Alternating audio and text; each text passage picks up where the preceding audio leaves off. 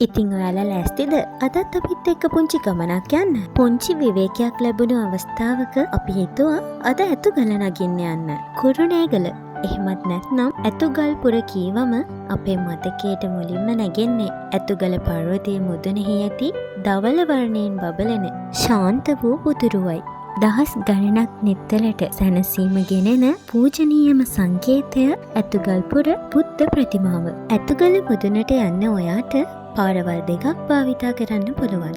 එකක් තමයි මේ ඈතින් පේන ආරක්ෂිත අත්වැඩක් සහිත ගලින්ම නිම කරපු පඩිපෙළ. විශාල ගොඩනැගිලි ගිනි පෙට්ටි තරම් කුඩාවට ඒ ගමනේදී පේනවා. පිළිමය ළඟට යන්න තියෙන කෙටිම මාර්ගය තමයි මේක.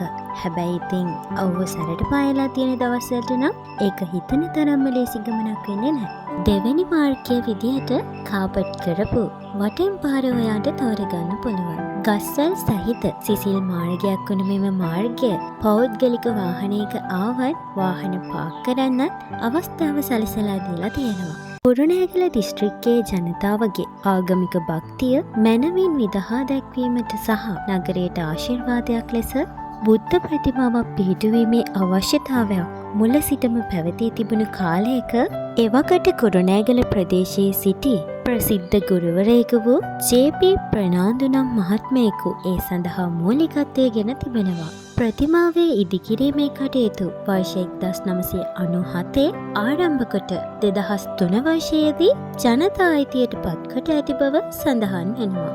මෙම ප්‍රතිමාව රාජ්‍ය අනුග්‍රහයට වඩා ප්‍රදේශවාසී ජනතාවගේ ධන පරිත්‍යාගයෙන් සහ ශ්‍රම පරිත්‍යාගයෙන් ඉදිවුවක් වීම විශේෂත්වයක්.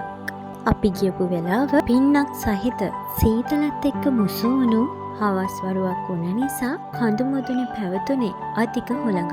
මල් පූජා කරන වන්දනාමාන කටයුතු ඉවර කරපු අපි හවස් යාමේ එළඹෙමින් තිබුණු හින්දා ඒ සුන්දර පරිසරයට සමුදීලා ආපහු ගෙදර එන්න පිටත් වුණා. අයමත් මේ වගේම වීඩියෝ එකකින් මුණ ගැහෙන බලාපොරොත්තුවෙන් අදට සමුගන්නවා. එතකල් සතුටින් පරිස්සමින් ඉන්න.